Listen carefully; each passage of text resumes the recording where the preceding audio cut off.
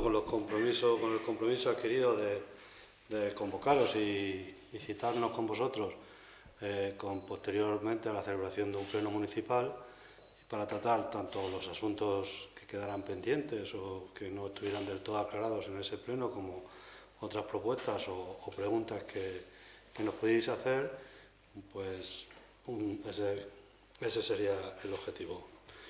Bien, conocemos los datos del paro. En el mes de octubre sube el paro y el PSOE de Valdepeñas parece que no hace caso a la realidad.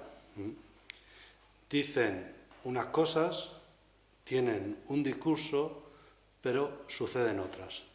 La realidad es otra, totalmente ajena a ese discurso triunfalista con el que se nos viene, de alguna manera, dándonos a entender durante todo este tiempo. 434 parados más en octubre, con un plan de empleo en la calle, teniendo en cuenta que tenemos un plan de empleo en la calle. Y la cifra de los inscritos como demandantes suma hasta los 3.478 en total. Esa es una realidad concreta de Valdepeñas. Teniendo en cuenta y extrapolando datos de Castilla-La Mancha, que son los datos oficiales o datos de la provincia, la mitad de los parados no tienen prestación ni subsidio. Otro dato conocido también en estos días. Razonablemente tenemos que pensar que en una proporción igual o similar, en Valdepeñas, la mitad de esos 3.478, o alrededor de esa mitad, no tienen prestación ni subsidio. Y además, otro concepto que, por desgracia, estamos recuperando, el concepto de pobres laboriosos. Cuando estudiamos trabajo social se conocía este concepto, era un término utilizado en la Edad Media, ¿no? Y que viene a señalar, ¿no?, que con contratos tan en precario, como se pueden suponer 300 o 400 euros al mes, tenemos gente en Valdepeñas que puede tener un contrato de trabajo, pero que sea pobre, es decir, lo que conocemos ahora en la actualidad o en nuestro mundo contemporáneo como no poder llegar a fin de mes. Esa es otra realidad, de gente que no está inscrita en el paro y que no aparecen entre esos 3.400. El viernes pasado, en unas jornadas de empleo, en el que el viceconsejero de Empleo de la Junta de Comunidad de Castilla-La Mancha presentaba el plan urgente de empleo para Castilla-La Mancha, cuando hablaba de los jóvenes decía que Castilla-La Mancha tiene la tasa más elevada de toda España. Datos oficiales. La segunda de Europa. Solamente nos superaba una región griega que le fue imposible pronunciar el nombre y a los demás recordarla. Pero nos daba un dato para que nos diéramos cuenta en lo que supone la simbología o el subconsciente, es decir, Ceuta y Melilla nos superan, tienen mejores datos de empleo que Castilla-La Mancha con respecto a los jóvenes. Es decir, los jóvenes de Ceuta o Melilla tienen más oportunidades que los jóvenes de Castilla-La Mancha. El 37% de la población regional, y por lo tanto en Valdepeñas, como decía antes, una proporción razonada, están en riesgo de pobreza o exclusión social. Es un 7,7% superior a la media. Además, un 12% sufren ya también la pobreza severa juntamente con la pobreza energética. Por lo tanto, esa es la realidad de Valdepeñas, esa es la realidad concreta. Yo, cuando se trata o se nos pide que demos datos de gente que conozcamos en los que sufren, es obligación de este gobierno municipal conocer esta realidad y tratar de trabajarla. Nosotros esperemos, por ejemplo, que en los próximos plenos o de cara a los presupuestos, pues se tomen acuerdos, por ejemplo, para que no se le corte ningún suministro básico a ningún valdepeñero. Entonces estamos hablando del agua potable, que es potestad municipal, y suministros también de energía eléctrica. O sea, que exista ese acuerdo. Cruz Roja, en sus últimos datos presentados ante vosotros, ante la prensa, habla de un total de 320 familias de Valdepeñas, 1.000 83 personas aproximadamente, en la que encuentran ellos en sus datos, hablan de 33 bebés, han sido beneficiarias del programa de alimentos en los últimos meses, en el último reparto de alimentos. Y estamos hablando de repartos de unas bolsas de comida, de beneficencia pura y dura. Cáritas, en su último informe, habla de 435 percepciones de alimentación, ropa, calzado, serían las solicitudes más demandadas, y también hablan del pago de recibo de luz, agua, material escolar o alquileres. A esto súmale ayudas de otras entidades como la Iglesia Evangélica o otras entidades locales que están prestando. Esa es la realidad de Valdepeñas. Por otro lado vemos, por ejemplo, cómo la Diputación Provincial, ¿no?, o cómo la propia Junta de Comunidades están tomando medidas extraordinarias. O vemos cómo muchos ayuntamientos, ¿no?, por ejemplo, noticias de estos últimos días, el Ayuntamiento de Miguel Turra destina 47.000 euros de ayudas a familias para el pago de impuestos. Eso es lo urgente, lo extraordinario, lo que no era previsible, aunque podamos estar en un momento de crisis, ¿no? Y ante todo eso todo el mundo ha reaccionado, como decía antes. La Diputación Provincial con medidas extraordinarias y aumentando los presupuestos de ayudas destinados a los propios ayuntamientos, destinados directamente a las familias, o la propia Junta de Comunidades con el plan extraordinario para el empleo. Todas las instituciones. Este gobierno municipal no lo ha hecho. ¿Sí? No ha existido ninguna modificación de crédito para atender las situaciones de verdadera necesidad y urgencia. Ninguna. Esa es la realidad, y esa es la realidad que conocemos todos. Y ante esa realidad, toda la sociedad valdepeñera yo creo que está actuando, desde diferentes colectivos ONG.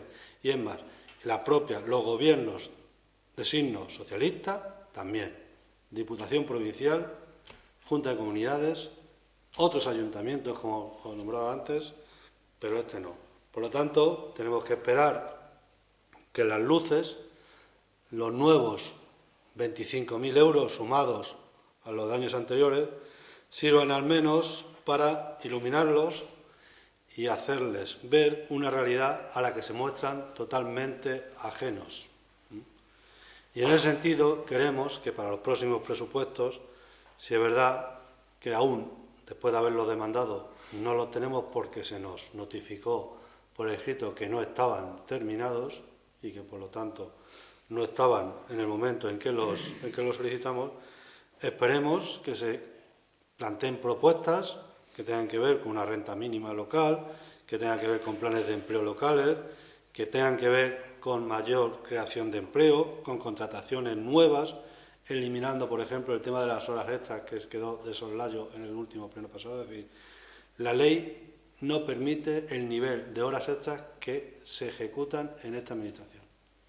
Se está muy por encima de lo que, se incumple la ley, se está muy por encima de lo permitido por la ley en el concepto de horas extras. Esta administración incumple la ley en esa medida.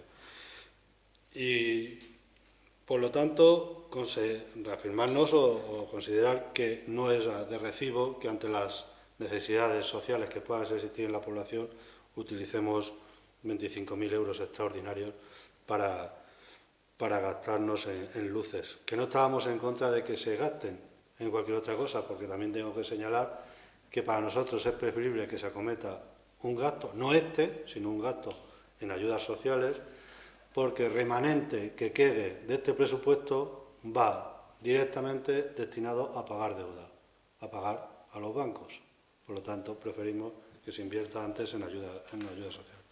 Y otra cuestión también que se va a tratar, o de la que tuvo también cierta polémica, es el caso arqueólogo o lo que es el expolio patrimonial. Señalar que se utiliza un discurso partidista a sabiendas que no es cierto y se falta a la verdad conscientemente, ¿no? Nosotros defendemos la Constitución, nos podemos equivocar, hemos prometido cumplirla y nos podemos equivocar. Y está bien que se nos recuerde, que nos recuerden los ciudadanos nuestras obligaciones y que nos recordemos mutuamente esa obligación moral, ética y de hecho, de cumplir la Constitución. Pero también hay que recordar que la única persona que nosotros sepamos a la que tiene una sentencia firme, sentenciado en firme, por vulnerar la Constitución, es el alcalde, que vulneró derechos fundamentales contra este grupo municipal, negándoles la información. Por lo tanto, el único hasta ahora que con sentencia firme se le reconoce que no cumple la Constitución en su cargo de alcalde es don Jesús Martín. Pero bueno, se pueden utilizar estos argumentos y utilizar sabiendo pues que la persona que puede estar afectada en este caso no forma parte de la coalición electoral que conforma el Grupo Municipal Izquierda Unida Ganemos. Se puede decir en caliente y se pueden utilizar esos argumentos, ¿no? Pero es, y lo tenemos que denunciar, lo que es ya pasa de castaño oscuro, en términos coloquiales, es utilizar medios municipales para confundir y pernoctar en la falta de la verdad. Es decir, quedarnos allá a pasar la noche. Es decir, notas de prensa municipales totalmente sectarias, en las que se trasladan una serie de argumentos expuestos en el Pleno y otros no, porque si argumento era el que la persona a la que se refería el punto pudiera ser, que no es cierto, pero se acusó de ser de este grupo municipal, también se dijo que el único partido que en Castilla-La Mancha tiene acuerdos con Podemos es el Partido Socialista. El único gobierno al que sostiene, con un acuerdo de gobierno firmado, sellado, rubricado, la opción del partido político Podemos es al PSOE. Es un hecho. Si se cuenta una cosa, que se encuentre en otra. Pero bueno, lo que más nos duele es que se aleje de esa realidad y que se siga, de alguna manera, insistiendo en dar una información que tiene que ser institucional y que creemos no representa a una institución mínimamente democrática, ¿no? Esto ya pasó en la legislatura anterior. Recordar que presentamos una moción en este sentido. Recordar también cuando en esta legislatura ya se acordaron los compromisos por parte del equipo de gobierno, la dotación económica y los cargos del puesto de confianza que nosotros señalamos que esperábamos que fuera de verdad al servicio de la institución y que no fuera un cargo o no se utilizaba de forma partidista, porque lo estaba pagando toda esta institución, todos nosotros, todos los valdepeñeros. No lo paga el Grupo Municipal Socialista. Lo recordamos en ese debate plenario y ahí están las actas. Y vamos a llevar el tema a la próxima Junta de Portavoces. Queremos que lo que salga de este ayuntamiento represente en mayor o menor medida, teniendo en cuenta las votaciones populares, lo que ha decidido el pueblo, la representación que nos ha dado todo el pueblo, pero que sea una representación de todo ese pueblo. Es decir, lo digo con toda conciencia de lo que estoy diciendo y lo tengo claro. Para mí son crónicas de estufa de casino. Otros lo podrían llamar de República Bananera, pero eso es lo que está pasando. Ya pasó en la legislatura anterior y no queremos que pase durante esta legislatura. Y mejor decirlo claro al principio de la legislatura que andar con esta historia durante los próximos 4 años.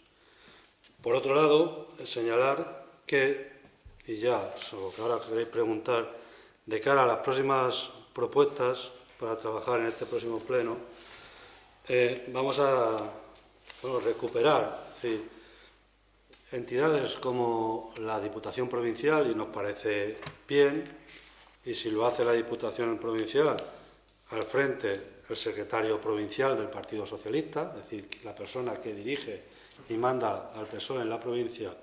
Si la Diputación Provincial se adhiere al Código de Buen Gobierno de la Federación Española de Municipios y Provincias, pues vamos a recuperar las propuestas que desde el Grupo Municipal de Izquierda Unida Ganemos en su momento hicimos con respecto a lo que establece el Código de Buen Gobierno, y por lo tanto vamos a solicitar que se cree la Comisión Especial de Sugerencias y Reclamaciones.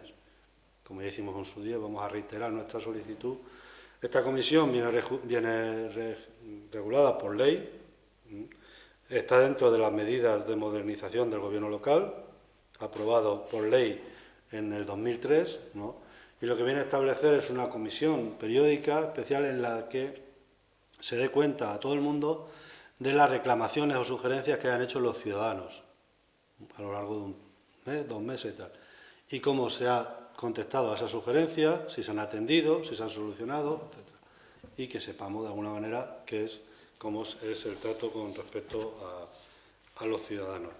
Y también con el tema de la transparencia, de los portales de transparencia, bueno, pues de cara a los próximos presupuestos, entendemos que si estamos hablando de dinero público y hablamos del dinero de todos los valdepeñeros, y al igual que lo exigimos dentro de la casa para los grupos municipales, también las subvenciones que se destinen a colectivos, entidades sociales, culturales, deportivas, etcétera, bueno, culturales no, porque no se le da subvención, pues que se sepan también y que en la web municipal sea fácil acceder a ella y sepamos la relación de entidades que reciben subvenciones municipales, en qué cantidad reciben y para qué conceptos. Y también una moción que fue aprobada por mayoría del ayuntamiento, en la que hablábamos, la moción era por la participación y la información pública y contra la corrupción, en la que pedíamos que en los presupuestos también, cuando se plantee su liquidación y se presente, en la página web se expliquen las desviaciones que haya podido haber entre los diferentes conceptos de ingresos y gastos, se fijen y se publiquen los indicadores que permitan evaluar la eficacia de los recursos empleados, ¿no? El superávit o déficit por habitante, la deuda financiera, la deuda comercial, explícitamente, la autonomía fiscal, los ingresos fiscales por habitante, el periodo medio de pago y de cobro, etcétera, etcétera. Es decir, ahora que estamos también, y este ayuntamiento se va a adherir a esa ley de transparencia en lo que hace referencia a que la página web del ayuntamiento va a trasladar estas informaciones, pues que se haga en esos términos. Y sean propuestas con las que trabajaremos en este próximo mes, aparte de trabajar los presupuestos, que todo nos hace indicar, porque tiene que ser así, que se presentarán para su aprobación en la primera semana de diciembre, ¿no?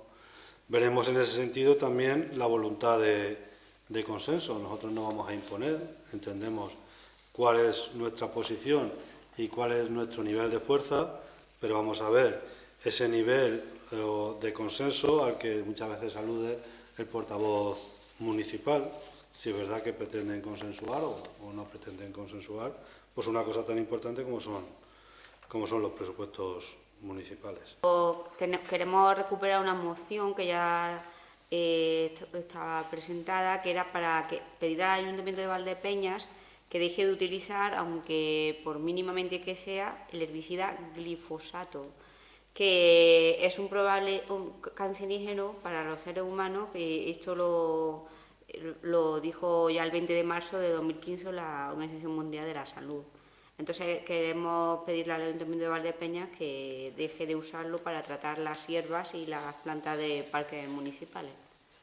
Vimos todo el tema de herbicidas en Valdepeñas, es que fue con fecha anterior a que ya la OMS lo ha designado como producto cancerígeno. Antes era como probable, ahora ya está reconocido como producto cancerígeno y de hecho muchos ayuntamientos han empezado o están empezando a dejarlo. Y de cara a a primeros de año, al 2016, cuando se establezca todo el protocolo que por ley se tiene que establecer con el tema de los herbicidas, pues que ya se empieza a tener en cuenta. Sí, bueno, nosotros durante el pasado pleno, primero lamentar, no lo hemos dicho, lamentar el espectáculo al que se somete a los ciudadanos, bienestar que cada vez no hay ciudadanos que vean el pleno, o sea, es que no es decir cada vez hay menos ciudadanos que vean el pleno, es decir, los plenos de Valdepeñas les son tan indiferentes a los ciudadanos de Valdepeñas que yo creo que solamente por eso nos teníamos que hacerlo ver. Es decir, tú ves plenos de otros ayuntamientos y los ves llenos, o ves con habitualmente gente siguiendo los plenos, ¿no? Y en Valdepeñas puede que por no soportar los espectáculos, ¿no?, a los que en los últimos años se dan en los plenos, pues a lo mejor por eso la gente se ahorra tener que venir a los plenos. Pero yo creo que no es de recibo que sea quien sea, y independientemente de las cuestiones por las que se haya llegado a esos términos, no es de recibo que se den espectáculos como el vivido en el pasado pleno. Y por encima de todo, eso es una institución que representa a todos los ciudadanos, es una institución que se rige democráticamente en base a unas leyes, en base a unas normas, en base a unos reglamentos, y nadie, por mucho que uno se pueda creer a nivel personal, nadie está por encima de la ley. O eso es lo que deberíamos defender los demócratas. Creo que esa es la mejor defensa que podemos hacer los demócratas, que nadie esté por encima de la ley. Por lo tanto, creo que todo el mundo, mientras no se demuestre lo contrario, está en posesión de sus derechos civiles y, por lo tanto, tiene la obligación, el deber y los puede ejercer, y todos los demás pues tenemos que respetar el cumplimiento de esos deberes y derechos, independientemente de que podamos estar de acuerdo. Es que, claro, si nos ponemos los demás, cualquier ciudadano, a juzgar o previamente o con posterioridad, quiero decir, previamente porque ya sentencio, o con posterioridad porque no me ha gustado la sentencia que se ha recibido y entonces actúo de otra manera. Es decir, pues entonces, pues ¿cuál sería el trato? Es decir, si ahora por parte del Partido Popular no consideran que las veces que se ha juzgado a este alcalde no se le tenía que haber exculpado de las culpas, o no se tenía que haber condenado de lo que se le ha acusado, cuando ha salido se le ha suelto, ¿su reacción cuál sería? ¿Dar por hecho que es un acusado y tratarlo como un acusado? Es que no, por eso decía que nadie podemos estar por encima de la ley, ni antes ni después. O sea, tenemos que confiar en la justicia, y si alguna vez, por ley, pues en este caso Antonio de la Torre se le acusa y se le condena y se le retira el ser cargo público, pues tendrá que dejarlo, pero lo tendrá que decir un juez. Vamos, digo yo. Y creo que todo el mundo lo entendemos así. Otra cosa es políticamente el uso que se pueda hacer o no se pueda hacer. Por eso yo siempre he dicho, ¿no?, que a Jesús Martín le vino muy bien tener una posición educada y respetuosa durante todo su proceso. Porque como hubiera sido a la inversa, ya hubiéramos visto. Y creo que con eso no ofendo a nadie, porque todo el mundo conocemos, tanto los propios como los extraños, conocemos hasta dónde pudiera haber dado de sí si el alcalde que en su momento estuviera pues tomando declaraciones ante un tribunal supremo, etcétera, etcétera, hubiera sido otro.